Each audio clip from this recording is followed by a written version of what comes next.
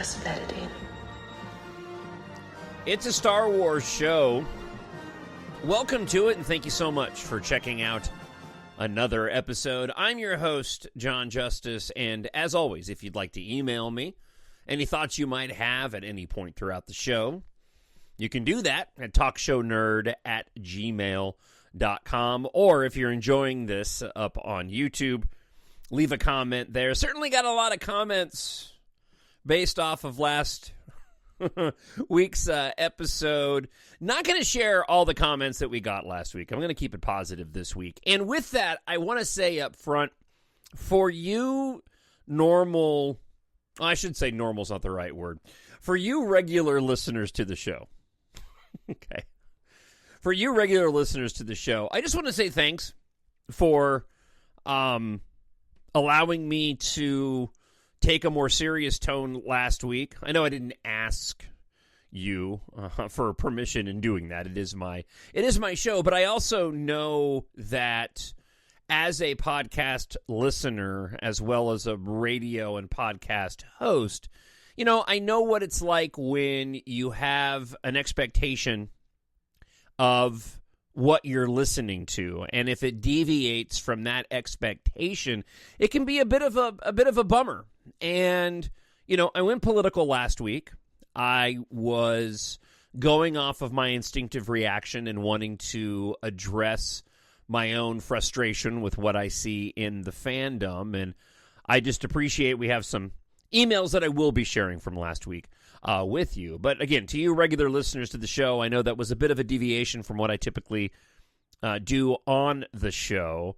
And a part of that, and I don't believe that I got into this last week, and then we're going to move on to the lighter fare, the entertainment, and the joy that Star Wars brings rather than the frustration, as we talk about the next Star Wars film after The Mandalorian and Grogu, which will be Sean Levy's Starfighter. And then also kind of an interesting reaction from the screening overseas of the original 1977 version without George Lucas's special edition alterations. However, again, going back to last week, there was a level of frustration, and like I said, I don't know if I covered this last week, because, you know, Star Wars is supposed to be fun, and it was one of those things, much like fandoms of sports teams or bands that you love. It's important, in my opinion, that we still have those places within the public square where people, regardless of how you feel about anything, religion or politics, it doesn't influence the combined enjoyment of that particular thing, whether it's a sports team, like I mentioned, or a band, or an intellectual property, a genre. And when Star Wars, in this case, gets politicized the way that it's been as of late, it's disappointing.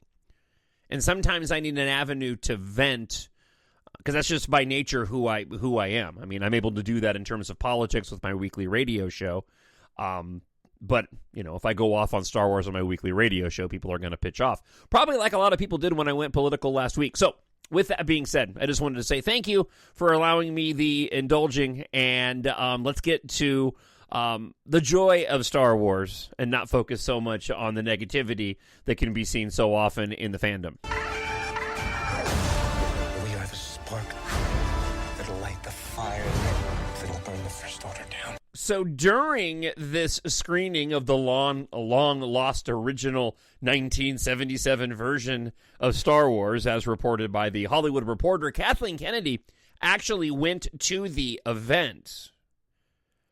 The reason why she went to this event was because she wanted people to be aware that this was, and this is in the article, I'll share it with you in more detail in a moment, but she wanted people to be aware that this was a legitimate screening and not just an individual who happened to have a copy and it was an unsanctioned screening of the original version of the film. But while she was there, there was a Q&A surrounding the screening.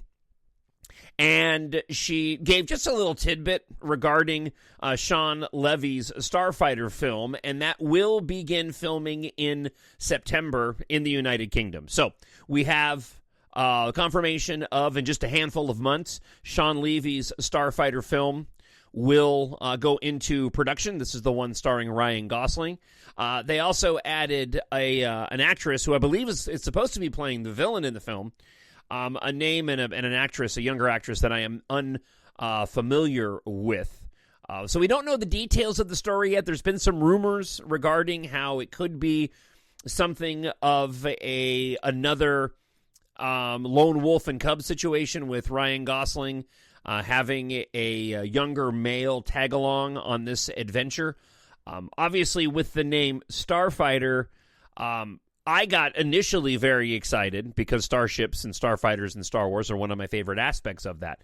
I'm still not convinced that necessarily is what that means. And I think I mentioned this originally when it was announced, but I think there's a possibility that the Ryan Gosling character's last name could be Starfighter, much like Skywalker.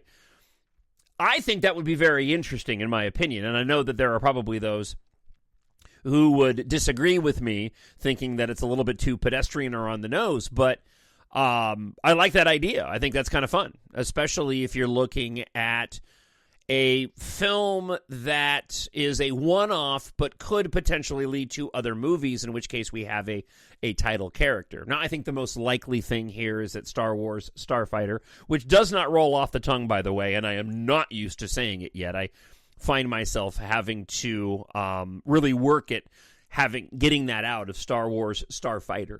But I hope that it is centered around starfighters and a starfighter pilot. I think that would be a lot of fun, even without knowing any of the specifics about the film. But either way, it's exciting whenever a Star Wars movie is going into production. I'm certainly excited for The Mandalorian and Grogu, not in the same way that I am this Starfighter film, only because we know Mandalorian and Grogu, and we've had 3 seasons of The Mandalorian, and while I will certainly be in the theater the moment that I'm able to go and see The Mandalorian and Grogu, and seeing some of the trailer footage that's been released, again, it's not one that I'm like clamoring for, wherein when it comes to Star Wars Starfighter, that will certainly be a film that I will be absorbing as many of the pre-release details and any leaked information that comes out, because a brand new Star Wars film with new actors, in a different part of the galaxy, and while I don't mind, and I would love to see the perpetuation of the Skywalker story in an Episode 10, this film does have me excited just based off of the elements that have been announced so far. And one more item of note before I get to the details regarding the screening.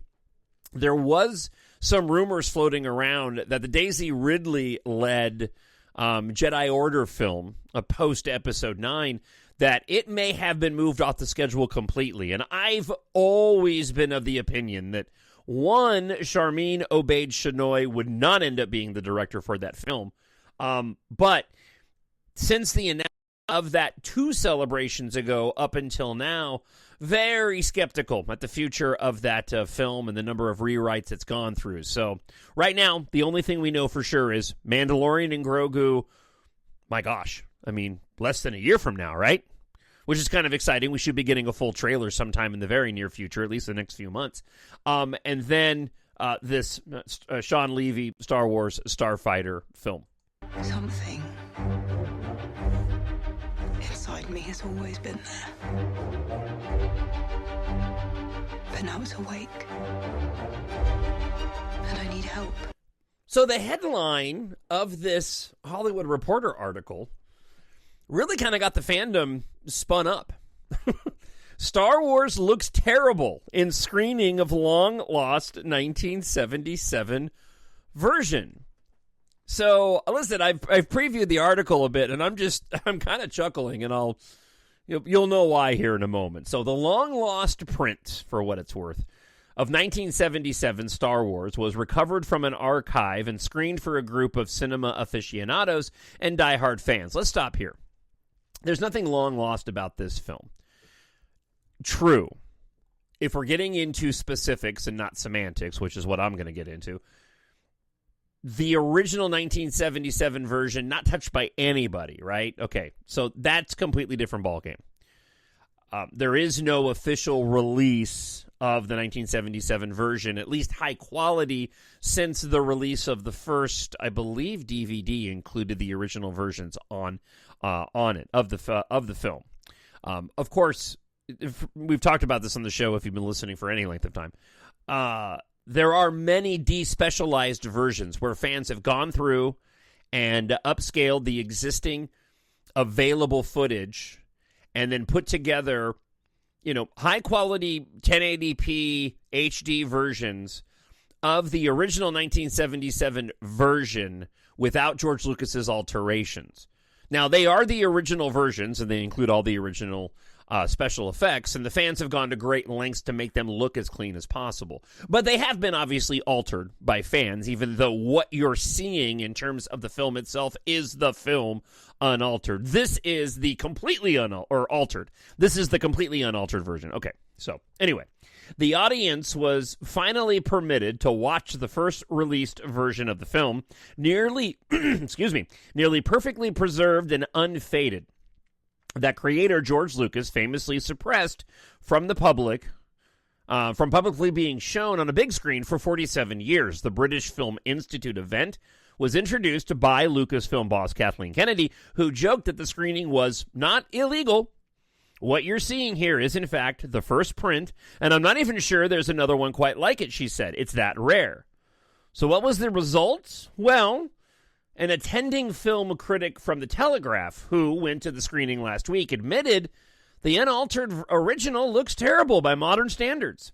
While fans, understandably, tend to focus on George Lucas and his most intrusive creative moves, as they say, adding a jarring CG version of Jabba the Hutt, having Greedo shoot first, stuffing distracting CGI creatures and droids into Mos Eisley, the amount of subsequent polish and tweaks over the years is so extensive that many aspects of the original just look just as noticeably fake as the egregious CG. I felt like I was watching a completely different film, wrote Robbie Collin, who called the print a joyously craggy, grubby, stolidly carpentered spectacle that looks more like fancy dress than grand sci-fi epic. Every scene had the visceral sense of watching actual people photographed doing actual things with sets and props that had been physically sawn and glued in place. The slapstick between C-3PO and R2-D2 looked clunkier and therefore funnier. The Death Star panels were less like supercomputers than wooden boards with lights stuck on, and so better attuned to the frequency of make-believe, it felt less like watching a blockbuster in the modern sense than the greatest game of dressing up in the desert anyone ever played. Now, let me stop here, okay? So, we'll get to the comments from the individuals that actually are the hardcore fans. This response doesn't surprise me at all, because this is probably an individual who is not a hardcore fan, who is not like you and not like me, wherein we probably watch the original film, at least once a year, right? And have for, going on 50 years. We're not there yet, but we're getting there, right? Over 45 years at this point in time. So, for the rest of us that have become so familiar with the film, and I've watched some of the despecialized versions, not all that long ago. There's clips available on YouTube where you can watch portions of the film all the time. The despecialized original versions cleaned up by the fans. The viewpoint that he has is going to be lost on those of us that are familiar with the film, because we already have that visual in our mind's eye. So we're just not going to go there in the way that they are, because we become so accustomed to seeing what we've watched, 1,000 times already. So having a response like that, one, it's an accurate assessment. It's all subjective anyways. But two, yeah, that makes sense from an individual who's watching this probably for the first time and who knows how long and is not as familiar with the source material as you and I are, as I produce this podcast and you listen to it. Now, a vlogger for Cinema Savvy, George Aldridge, who says he's seen A New Hope at least 100 times, said the screening was incredibly special, but likewise, it made him realize that there are so many great changes to the Star Wars films, it's the ones we dislike that have always overshadowed them. He, too, noted the print was so radically different that it felt like watching the film for the first time. From day one, George Lucas has been making changes to these films, he said. It hasn't just been, here's one big scene change here. It's been a little nuance. It's been sound effects and the smallest details, which you do not notice now until you don't see it. Aldridge noted the differences, like R2-D2 isn't hiding behind rocks when Tusken Raiders come for them. There are so many little things that I noticed in the cantina. There's been a cleaning up of James Earl Jones's voice as Darth Vader. So, ironically, a version of Star Wars that Lucasfilm for so long didn't want shown seems to give viewers more respect for Lucas, due to the gaining appreciation for his extensive and controversial tinkering. Both reviewers noted, however, that the theater burst into applause when Han Solo shot first during the Greedo confrontation. Enthused Aldridge, Han Solo was so much cooler. So, there's a little more to this, but let me stop here for just a second. Now, I've never been one bothered by the Han shooting first. Okay?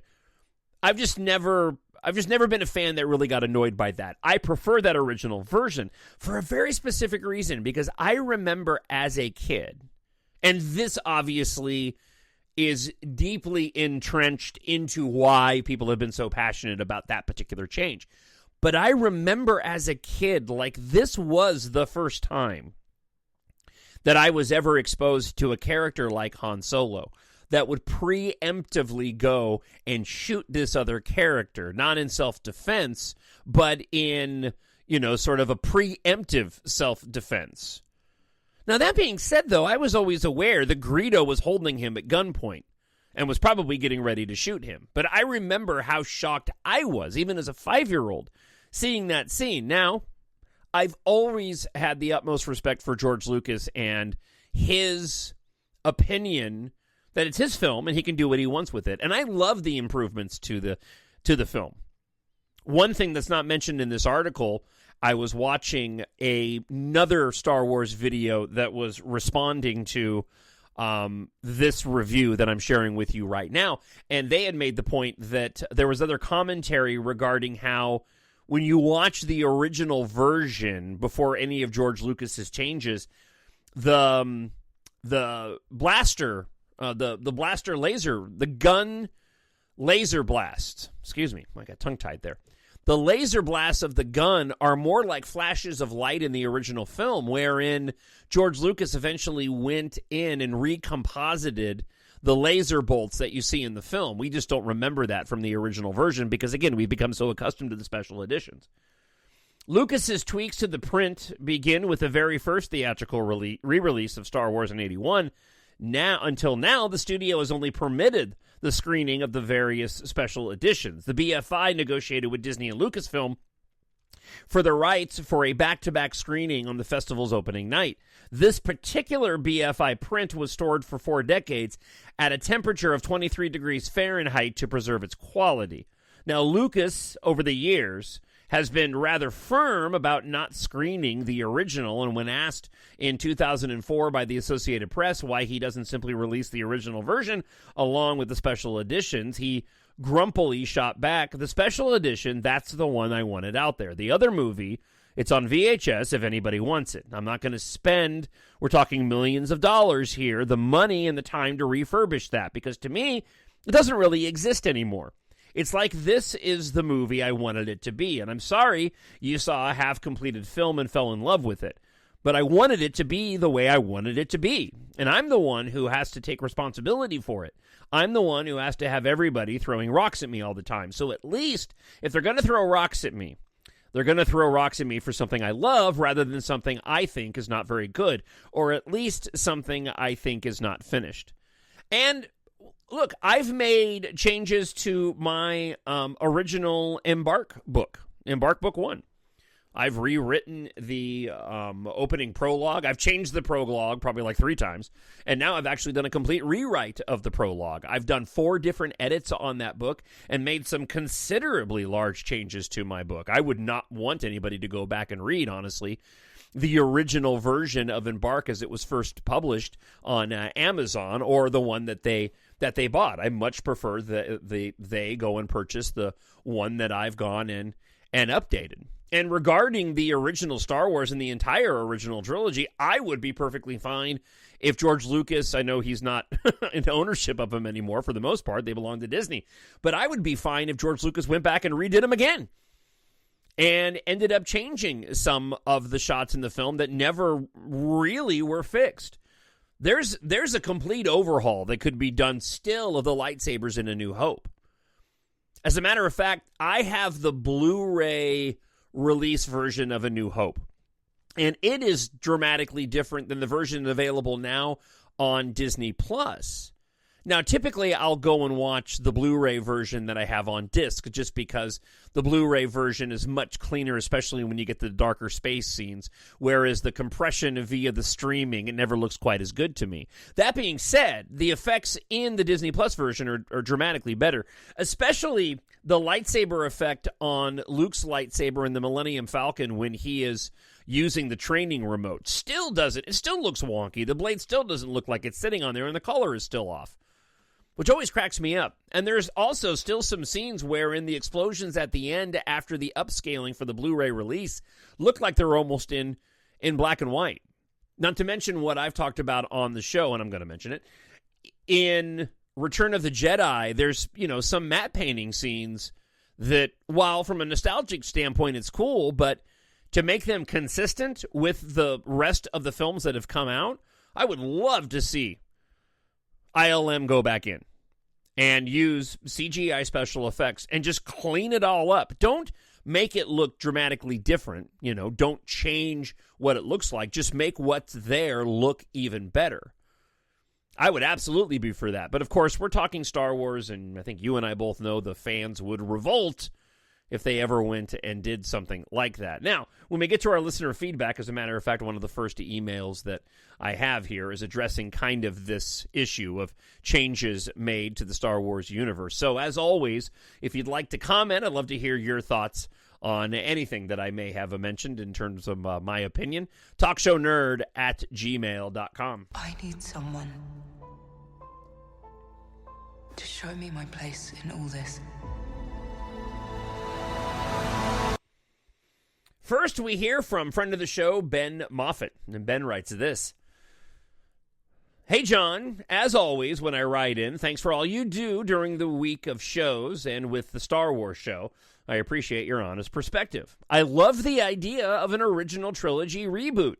As a father of 4 young children, episode 4 is our family go-to for Star Wars night. However, how the trilogy has expanded, I am ready for an updated version. Think of all the characters that can be drawn upon. Mon Mothma, Ahsoka, Cal Kestis currently, the Inquisitors. There's so much that could be updated and added story-wise to expand the universe as is. Marvel reboots characters, DC, Batman, Star Trek. I think an update could bring a bigger, much more engaged audience again and get us back to the big screen. We have an Obi-Wan, we have an Ahsoka, we have a new Solo, we have a new Lando. It feels like the time is here. Thank you, Ben. Yeah, no, listen, Ben, you're echoing the sentiments and the comments that I made on a previous podcast, and like I said before, I absolutely agree with you. It would require a wholesale change in the way that Lucasfilm and Disney view Star Wars in terms of how protective they are, and that really stems from the fans. But I would love to see that happen. All right, let's go to Ray. 2017 writes this. I always find it uncomfortable whenever fans see any and every opportunity to connect real-world politics too much, because it always gives fuel to another section of the fan base that is so vocal and obnoxious, and has been since the time of The Last Jedi, where the discourse really exploded. It becomes this game of fire throwing back and forth.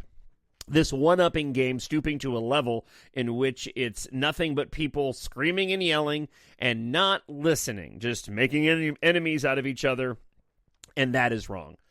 Ray, obviously, I totally understand what you're saying, and I technically agree with you, even though I went political last week. It's not something that I would want to do all the time by any stretch. So yeah, I totally understand your comments, and I appreciate you continuing to listen, I guess is probably what I'm trying to say. And then lastly, Star Wars Santa writes this. I just listened to an interview with Gilroy where he mentioned his inspirations for writing about revolutions and fascism. He listed numerous books about the French Revolution and said that he's obsessed with that era. Then he mentioned a bit about Stalin and Lenin and a bit about the British Revolution. No mention whatsoever of current events. Yeah, no, listen, it's clear that Tony Gilroy did not have current events in mind when he crafted the story. He was drawing on history, but a lot of past history, which I think is part of the reason why Andor worked so well. Where it wasn't sort of this one-to-one that the fandom was attempting over the course of the past few weeks relating to our current social discourse around the news of the day. It was drawing on, your more benign level, but historical from a long time ago, good and evil. Much like in my book series, the fight between freedom and liberty and tyranny and oppression, and drawing upon, and I think that was much more clear, where you see those specific parallels, especially to the French Revolution, relating to the events on Gorman. So thankfully, I've seen a lot of that nonsense, go away. That got me all fired up last week, which is probably good advice to myself. That usually that commentary goes away. It's just when I was on social media and every other post that I was seeing was going that direction, it was beyond bothering me. So.